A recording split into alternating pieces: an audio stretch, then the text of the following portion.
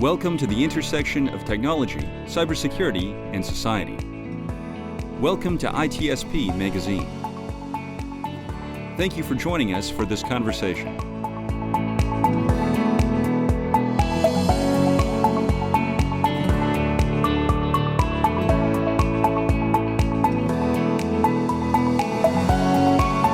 Marco.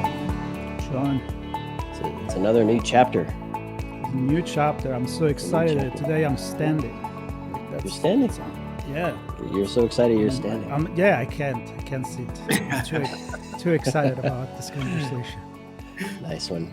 Well, I'm always thrilled to connect and chat with our friends at Imperva. And we've had a few folks on many times, and sometimes we get to meet new people. And today we get to meet Luke Babarinde. Luke, how are you? I am good. Thank you for having me here. As you're standing, Marco, I'm sitting down nice and gentle. There you go. I'm sitting as well. Yes. I'm resting an injured part of my body, which is not too fun. But anyway, that's a different story. We're here today to talk about business workflow and workflow logic and business logic. And I don't know, it could be a system of systems. We hear a lot about supply chain. We hear a lot about software bill of materials. And I was chatting with some of the folks at Imperva, and I had this idea of this workflow bill of materials, where you have all these things coming together to accomplish some complex set of tasks. Do you know what's going on at every step of the way, and how that might be abused, misused, attacked, compromised, and the like? And this conversation came together. So we're going to talk about all of that, what the exposure is, what the risks are, what the impact is, and ultimately the most important part is how do we recognize that this exists in our own organizations, and how do we take action to protect against misuse and abuse and whatnot. Before we get there, Luke, a few words about what you've been up to leading up to your role at Imperva and what you do at Imperva. Sure. Thank you. My name is Luke Babarinde. I'm a global solutions architect at Imperva, right? So I kind of go across our strategic accounts globally to make sure that they are, getting the most out of their cybersecurity programs, right? And I actually love the fact that you started that with our supply chain, business logic. It's kind of fascinating that our real world terms are now flowing into cybersecurity, right? So what do? I essentially operate to make sure the businesses can continue to operate in a sustainable fashion, right? Meaning cyber threats are kept at bay, and they are able to serve their customers with the best and greatest experience that it can offer, right? So our solutions are enable customers to do just that, right? So my role is to make sure that we identify gaps in whatever the processes might be, right? Supply chain, you mentioned that earlier, business logic, and help remediate that, reduce the risk as much as we can, right? So that's essentially my role. Well, I'm going to jump in because before we start recording, we made a joke about the fact that, cybersecurity is about people, business is about people. So I'm feeling more comfortable when we're not talking too much about technology, although, of course, cybersecurity is technology too. But I think from your perspective, you handle things a little bit different, more connected, let's say, with the real world, the real way to do business, and sometimes maybe the solution. It's in the logic of doing business more than in technology. That's my take. Tell me if I got it right. You got it absolutely right? As Yes. We've been talking earlier, and you find that you find it across like the most esoteric topics, right? Whether you're talking in science, it's better that they relate those situations to what we can consume, right? Just talking about tachyon particles, and it doesn't relate well to real life, right? And I think that's kind of what we've been doing for a very long time in cybersecurity, where we talk about bits and feeds and routers and switches, but never able to actually bring it to the real world and help businesses understand, right, how that what the implication of all the things that we talk about, what are the implications on their business, right? On their operations. So I really try to focus, I deliberately try to focus more on the real world, the real implication of things, and how do we communicate that across in a way that it makes sense, that it's not esoteric in nature. Anybody can understand. My son can understand. He's 8 years old, right? That's the philosophy that I use to drive my dialogue with businesses and enterprise across the board. Yeah. So you have, there are two jobs that I'd love to have. You have one of them, which is directly connected to where all the real stuff happens, right? Business is happening. Cybersecurity is trying to play a role in supporting the business by protecting it and hopefully enabling it to do more. And it's that relationship between those two parts of the business that you get to insert yourself into and hear a bunch of stuff back from, right? Where are the challenges? What are we trying to accomplish from the business? How does cybersecurity play a role there? And I want to get your perspective on this concept of business logic and the conversations happening in the business around business logic and workflows and the like. Is cybersecurity part of those, generally speaking, or are you seeing that coming up more often nowadays? Fundamentally, yes, cybersecurity is now being, it's right to the board level, right? I had an engagement with a client yesterday where they had what they believe are cyber attacks. But what's the implication of this, right? Okay, somebody's coming after us. It's actually, advanced automated bots, right? And they eventually they're able to quantify and qualify what's going on. They were hitting a SaaS service that they are using, and it's costing them in dollars, right? With every page view, right? Now that's essentially the business logic to provide content to their users, right? But if you have some sort of automated service or bad bots that are hitting the same service, right? Not only are they paying for it, it's taken away from the experience of the users, right? So spamming, and those are just, they're just fundamentally utilizing what's public, what's there. They're not hacking your database server. They're not doing anything like that. And that's where that business logic piece comes into play, because it's not your application logic where the bytes and bits and like typing special code. It's no longer that, right? And that's where it's been elevated to, the business part of our overall, right? Who owns the business, the CIO, right? Right to the board, because there's real implication to ignoring that threat, right? Yeah, so it's the ifs, thens, and directions and turns and twists, and ultimately the transaction, which the business wants the transaction to take place, but maybe not at the scale that the app is allowing it to do, or in a way that the app or the business logic is allowing it to do. Can you maybe take one step back and describe for us, or define for us, what business logic is? I think you started to touch on it here, that it's more than just the apps. But what is it? I mean, fundamentally, a business logic is a way for you as a business to provide services to your customer, right?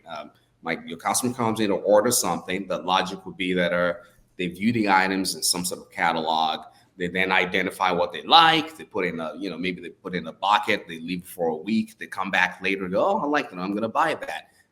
You pass it on to order receiving service. Right. That's another microservice, by the way. Right. So that's another piece of your service. You pass it over to that. They need to authorize payment. Right. And so that's another logic that you need to plug in. You don't accept credit cards directly on your platform. So you farm that off to another third party. That's another business logic. Right. That full transaction to the point of delivery, the whole logistics around it, the customer is completely oblivious to that. Right. And that's that's various business logics that are intertwining to deliver that service. Right. And that's essentially what business logic is. Right. Now, when you overlay attack over that, it's effectively a bad actor coming in to say, oh, this business logic is right out there. It's approved. I can make use of it just like anybody else. Let me see what else I can do with it. Right. Again, they're not going after your conventional database servers or logic and your application flaws. They are simply utilizing your service as built. Right now, imagine the bad actor ordered your full, catalog, right? Just ordered everything that you have to themselves. that's effectively attacking your business, your business logic process, right? And that impacts your customers tremendously, because now you're out of items, right? They can no longer buy from you. So it's gone because the bad actors kind of, attack your business logic layer to circumvent all your controls, right? That's essentially what it is. But my understanding is that this is not as evident as, a big breach or something stopped working. We're talking about very hard to detect kind of attack. So can you give us some example of that, like this micro attack? I think Taylor Swift may disagree with that. Right? Whoops, sorry about that. No, well, you're actually absolutely right. I think early on when we started to position bot mitigation technology, right, the biggest constraint that we ran against was we would present the solution, present the use cases, and a lot of times the clients say, "Hey, I don't have the problem. I can't see it anywhere. So sorry," right? So we ran into a wall where we needed to find evidence of something happening, right? Which they couldn't find themselves, because again, it's going through all the controls. They can't see it. They can't qualify it. And if you cannot qualify that it's even happening, how do you quantify the risk that you face, right? So that was a major problem, right? But now we are starting with observability, data points that customers have, marketing teams are involved.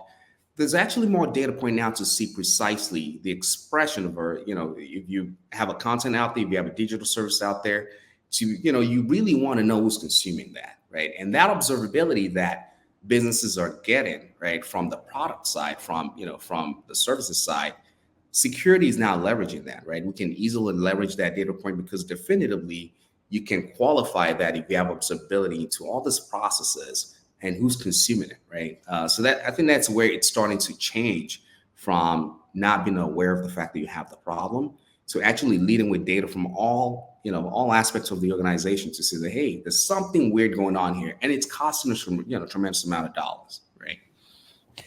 So that's probably, if I could use the term, indicator of compromise or indicator of abuse, maybe is better. Yeah, example, like using the SaaS. That's a good one. The SaaS abuse thing. If you see an increase in your billing, that's a sign that something's going on there. You may not realize what it is until you investigate it, and then of course you figure it out. Would that typically be an area of part of the risk assessment that organizations would look at? Because when I think about risk management, I think about cybersecurity. It's usually about, to your point earlier, we have this database full of information. We want to keep it private. We have to report if it gets breached. So all controls on deck, protect that thing. That is our prize jewel. That's the thing that has the risk around it. We want to make sure that it doesn't get popped. Looking at the SaaS billing would naturally fit in my risk assessment conversation. Are you seeing some of those, maybe some of the trends you're seeing as you're having conversation with your customers, what things they're turning to with respect to analyzing their business, looking more at the business logic and the business workflows, not just the threats that attack specific systems? Right. I mean, the example that I gave earlier about a client that I spoke to very much yesterday, right? They had that same problem. They were blocking thousands of SQL injection attacks, right? Even distributed denial of service attacks. They had more of it than I've seen in a while, right? But they didn't have that problem. They didn't have to deal with that problem because it was already being stopped at the edge, right? What they were grappling with was that layer where there were no signatures that could trigger that, right? So effectively, your negative security model is kind of dead in the water, right? Because it's your business logic. It's the way you program the application. They're not doing anything wrong, right? So now businesses are going back to security. Like, hey, why didn't you catch this, right? What's going on here, right? The experience of our users are getting they are reporting this back to us that the sites are slower, right? They're reporting back to us that they cannot get items that they want because we're seeing that one person has grabbed all of them, right? So So they're going back to security and say, hey, what can you do, right? And security is kind of playing the whack-a-mole, like, okay, let's try this, let's try that, let's get more data in. And I say that data is overwhelming, right? And it just becomes a whack-a-mole where they're trying their best effort, grab data from wherever they can find, right? And correlate that back to security events to see where they can find that indicator of abuse, right? And it's a pretty tough thing to do, right? If you don't have the right fundamentals in place to actually track it. Right? Let's go into that example we've discussed before, start recording actually in our meeting, the airport. Because for me it's fascinating, right? Like how things seems like nobody's really watching as much in the airport, but there is actually a lot of watching, a lot of monitoring, and it allows the business to keep running. And I know you brought these examples. I want you to actually bring this metaphor into place because I think it's kind of like what you're describing, the opposite of whack-a-mole, right? Instead of, or you're going to pull out people in the middle of the corridor and say, hey, you look suspicious. I like that. Let's see what's in your bag. Right? Random check. Yeah. I love the real world example again, where you want to get to your plane, right? And you have one. I love you mentioned you're in Atlanta. You go there a lot. You go through one terminal, like one gate, and you're able to access so many other terminals completely frictionless. You can hop around, and nobody's stopping you in the middle of the track to say, "Hey, what's going on here?"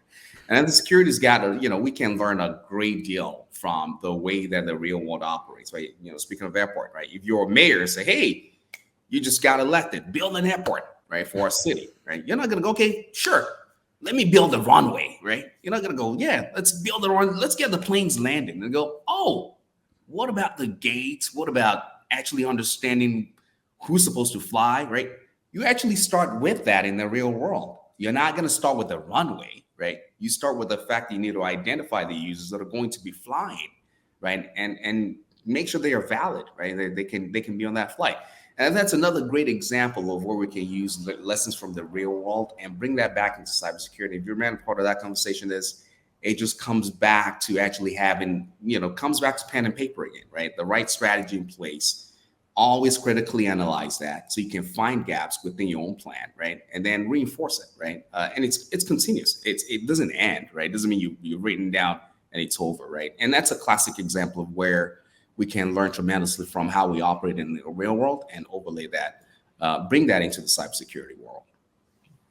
And I love this example of the airport as well, because it in and of itself is a system, right? So the airport building and the landing strip and whatnot, the parking structure, you can kind of call that its own system, but they're connected to other airports. Obviously, there are multiple businesses, partners, you could say, connected inside and then peripherally to the airport. Certainly it sits within a larger jurisdiction of a city. So you have the surrounding areas and the traffic concerns and things like that you have to think about. And every decision that an individual makes, every decision that a police officer makes, every decision that a mayor makes, the airport owners make, or whoever run the airport, they all interact with each other. So one move, one direction can have a ripple effect across the rest. Yeah, so right. If you don't consider the impact of adding a runway or bringing in a new airline that brings, 20,000 people an hour more than you're used to, you're going to see an impact there. And we talked briefly about the idea that when you're in the airport, because things are safe, you're not allowed to bring water in and things like that.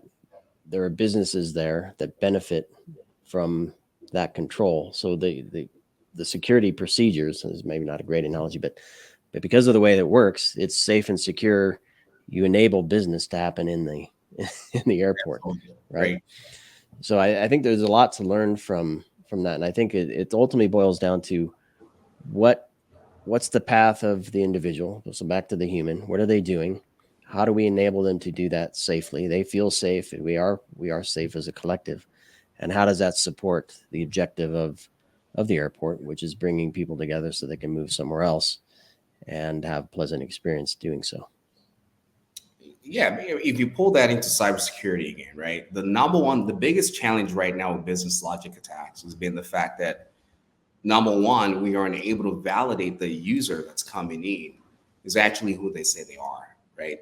And number two, when that user is now within the realm that we've allowed them to access, that they are not going to, or go through a side door and start accessing systems or microservices that they are not authorized to access. It's a huge problem that's actually amplifying the impact of business logic flaws. Now, imagine a scenario where you have an application, you have different services, and you're not even fully qualifying if the users that are coming in are even authorized at all. We see that too, lack of tokens before you even access some APIs, right? That's a tremendous risk for businesses that we reveal before the threats kind of develop, right? Susceptibility, we call susceptibility of an application or API endpoint to certain threats. So authentication is one of them, right? You don't have a token involved, right? Ability to know that the channel is actually encrypted, right? You want to just validate, do those basic checks, right? But going back to that analogy that you dropped earlier, right? It's that frictionless experience and making sure that the integrity of the application stays intact, right? For all the users, that's challenging for a lot of our customers, and that's because one, they just lack visibility into that process to even start to drop governance, right? How to actually operate in a better, more secure fashion. Right?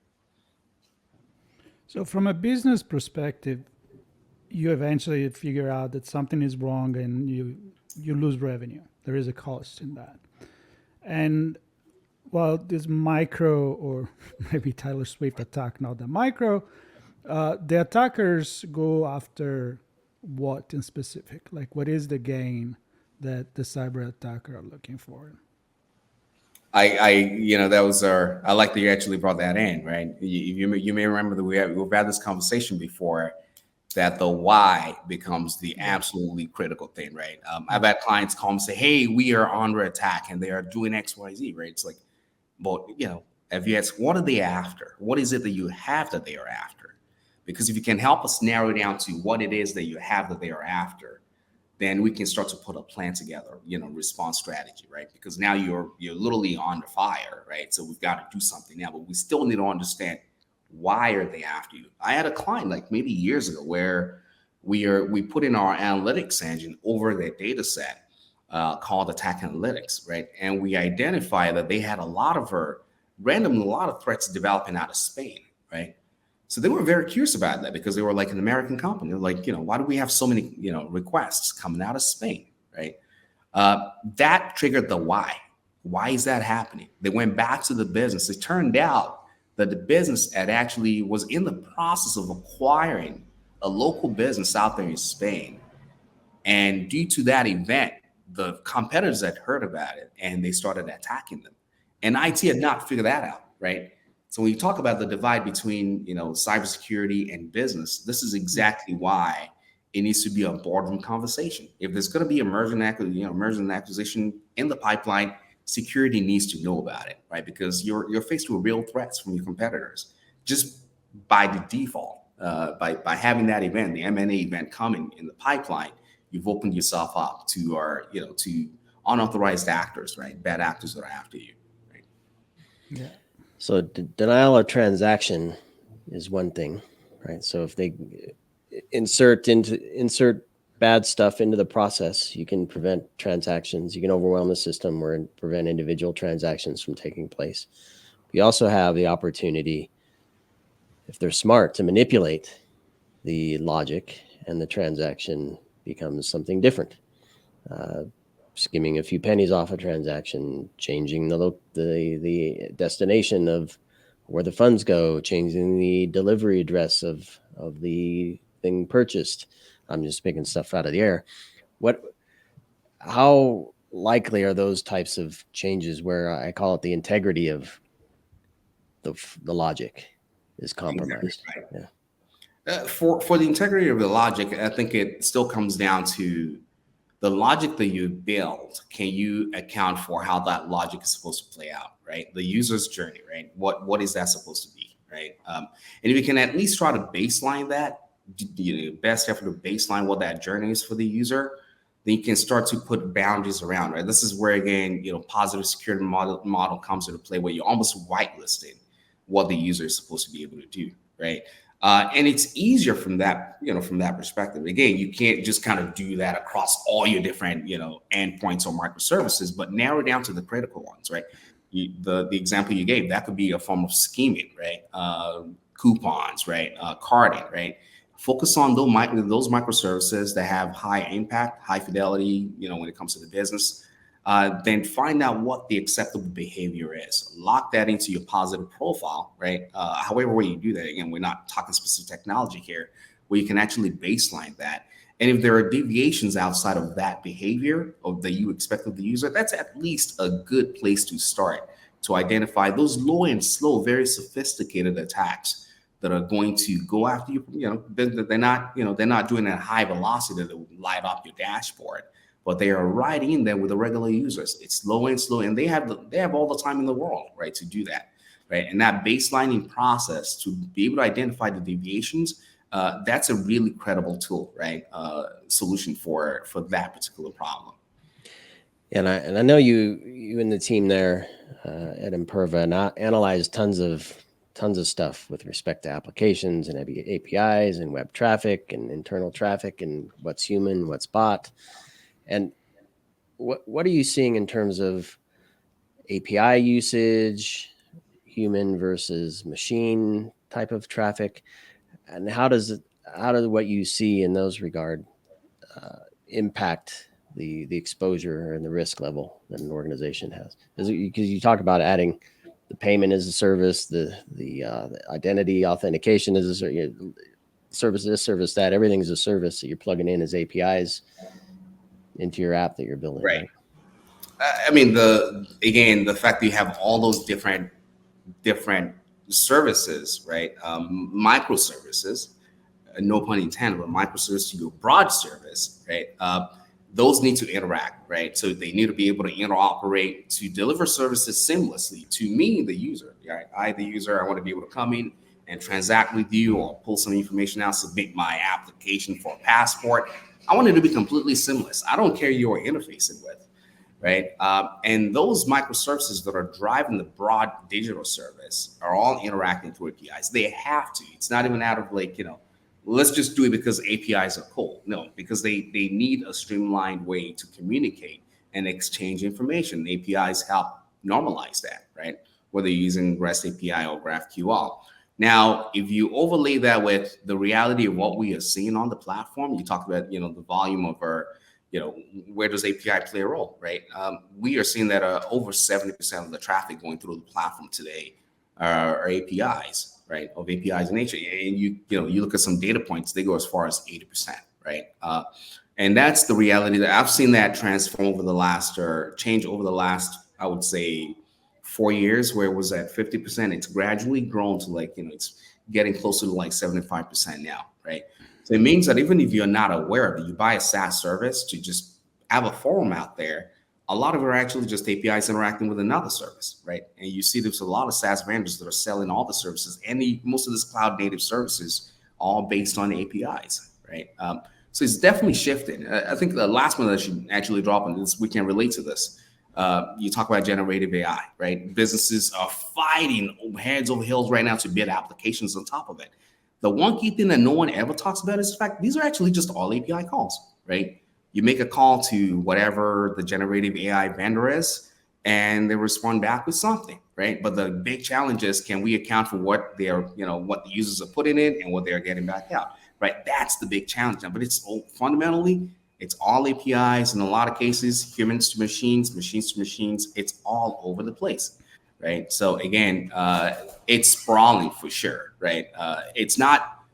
I shouldn't say it's not going to get better, because it's not a negative problem. It's not a problem. It's just the way that the internet operates. But for cybersecurity, how do we keep up with that and make sure that the businesses are well informed, right, before bad things happen? Well, and this can be the question that a lot of people may have now, which is, of course, you said the magic word, artificial intelligence. And so now we have to talk about it for a second, because many people may be like, okay, is it making things better for the defender, or is it making things worse because it's making things better for the attacker? I guess the truth is probably in the middle. But how does it play in the business logic attack system, this artificial intelligence that is everywhere right now? I mean, it's always been there. The bad actors are always the first to. I mean, automation is not new, right? Even the concept of using machine intelligence to do whatever you want to do, it's not new, right? Captures, that's a classic example. We are always having to advance capture because for the longest of time, one capture will become less effective. It's not because the human eyes has gotten better, it's because they're applying some sort of intelligence to it, and that's all it is, I right? still cannot see that motorcycle. Captures are the bane of my existence, but right.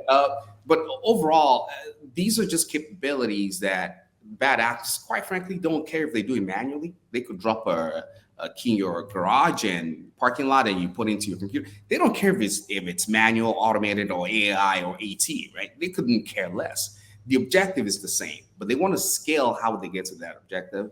Scale it, make it more effective, and having tools like generative AI certainly will help. It's another tool in the arsenal, but it's not what's making it worse, right? Businesses are benefiting more for sure from all those different capabilities. You talk about automation, businesses benefit from it, right? Generating businesses benefit from it, but every time businesses are benefiting, the bad actors are benefiting from it too. Everybody benefits.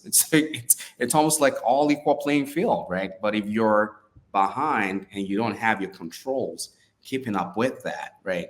Automation is a huge one. You don't have a way to actually identify automated threats, you're in trouble. If you don't have a way to have adaptive controls that can identify different trends where you may have codes that are rapidly changing, right? How can you identify that at speed and at scale? Then that becomes a challenge, right? So Yeah. I still bring it back to the fundamentals again with that problem. Yeah, and I'll go back to the scenario I presented when we were planning for this, with generative AI interface presented to our users, where we wanted to say, explore all of our podcasts, look for stuff that interests you, look for common threads across different things. Who are the speakers that talk about X, Y, and Z? And what triggered me was when you talked about the company that had their workflow or their business logic abused and lost money, right? Their SaaS service was abused. There's nothing, well, I could do something. I chose not to invest in putting controls in place to prevent somebody from coming in and using our interface to do all of their Gen AI work, right? So granted, we limited it to our data, so they weren't going to get too much from it. Right. But they could certainly eat up API calls, which equals cents and dimes and dollars. Hundreds of dollars could rack up very easily if controls weren't put in place. And that was just a web interface. Build that into an app where it's abstracted even more.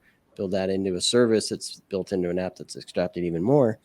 It gets very difficult to kind of follow and monitor all that without some understanding of what the risk is and the abuse. And there's no firewall rule is going to help with that, right? Because it's on a publicly hosted service through an app that's on the web that I'm not necessarily controlling. So it's very interesting to think about the things you have to think through that can totally destroy the bottom line if you're not paying attention to different things these days. I mean, you talked about risk management before, right? Risk management, governance, right? Those two words are not, it's not really something that you hear a lot of times when you meet with the frontline, soldiers that are actively fighting the cyber warfare, right? But if you peel back and you come back to the basics of it, right? Before you put up any digital service, if risk management is actually fundamentally embedded into that go-to-market, then at least you limit your exposure, right? Understand as you scale, do you have controls to help you scale in an effective fashion, right? In a secure fashion, right? And not in words, but there are ways to actually do this. As an example, right?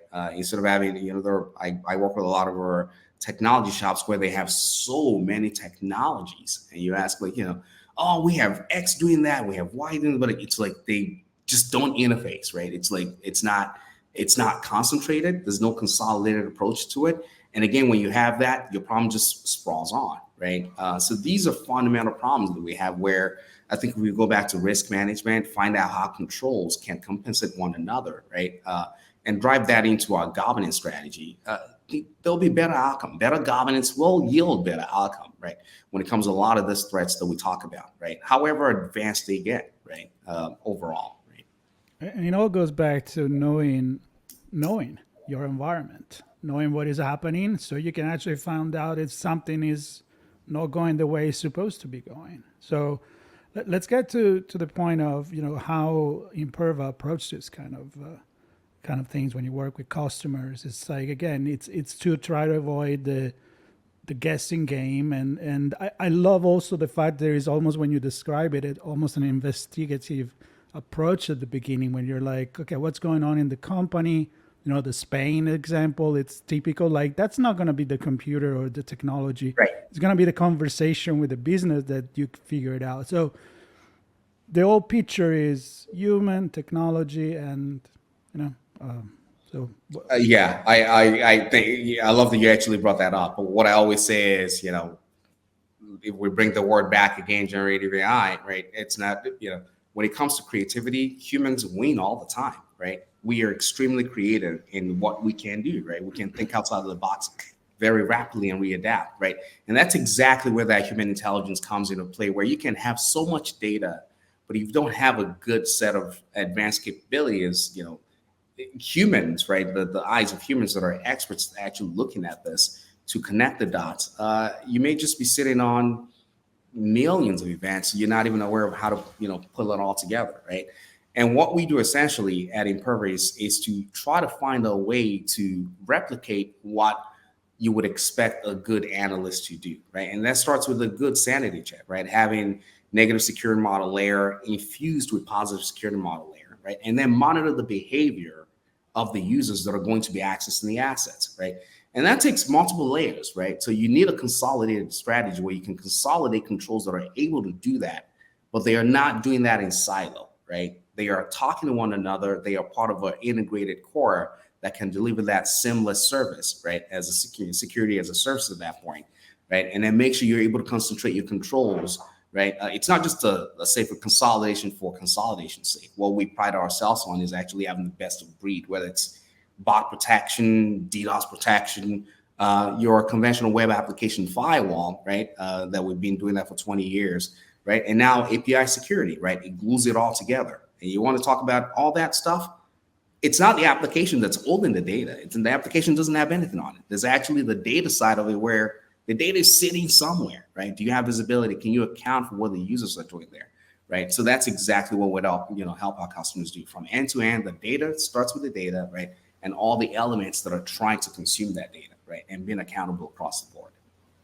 So I agree. It starts with the data. And I would say it also, if I can say this, starts with you and the conversations you have with those customers, because I can only imagine that a lot of them have preconceived notions, things they've done in the past, teams they've built that do things really well. They don't want to rock the boat necessarily. We have programs and processes and procedures and everything in place. We believe we have a handle on this, or at least our risk. And it's the conversations I think you have with these folks that raise awareness of these different abuse vectors and the ability to provide visibility, starting with the data, to say, this is where abuse can take place. Not about breaching the data necessarily, but it's the logic, using the data, accessing the data, whatever, that's going to cause you some trouble.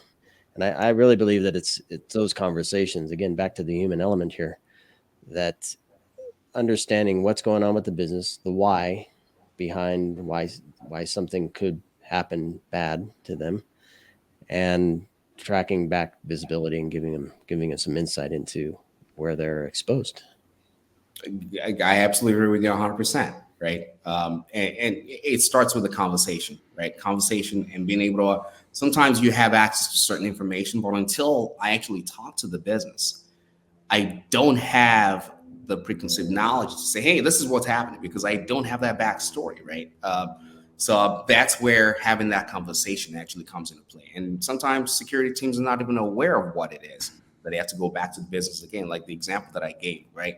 So it comes back to people, right? Collaborative across the board, right? That's really the key word there, right? IT has to be collaborative with security, cybersecurity has to be collaborative with product, and back to the business, that we're all moving in the same direction, right?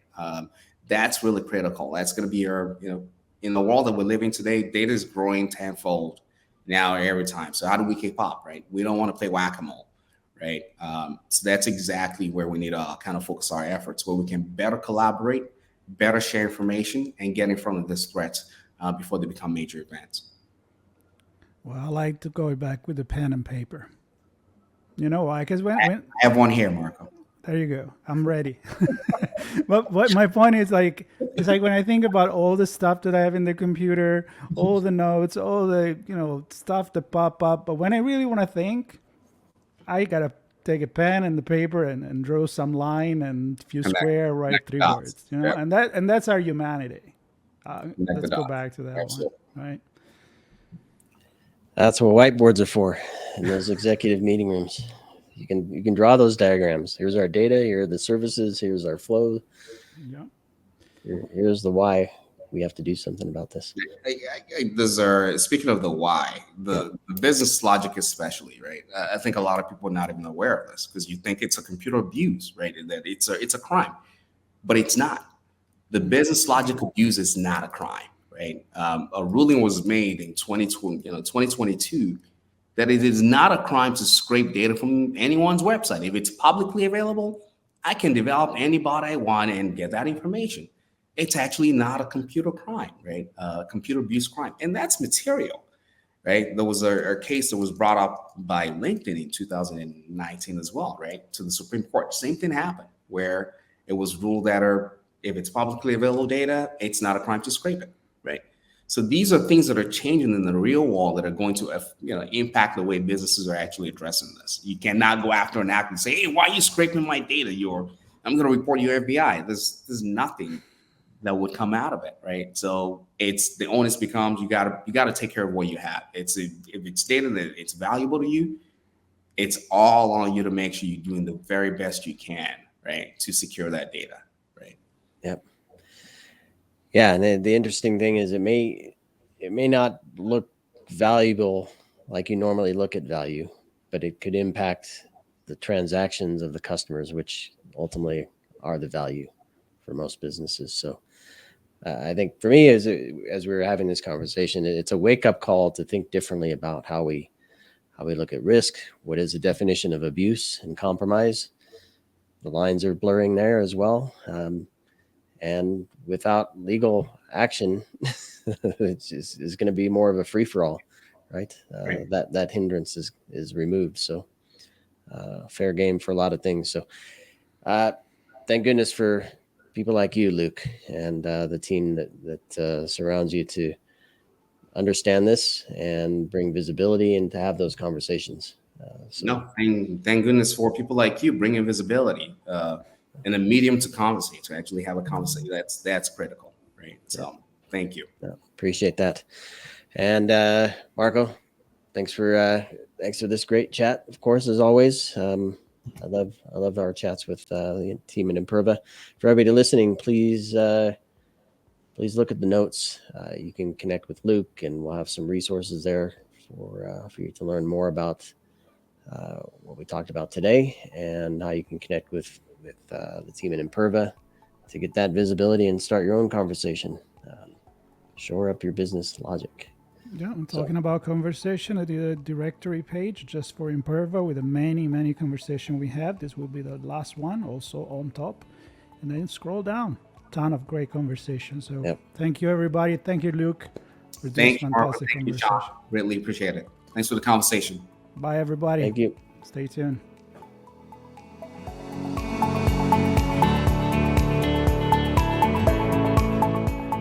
If you enjoyed this podcast, share ITSP Magazine with your friends, family, and colleagues. Thank you for listening.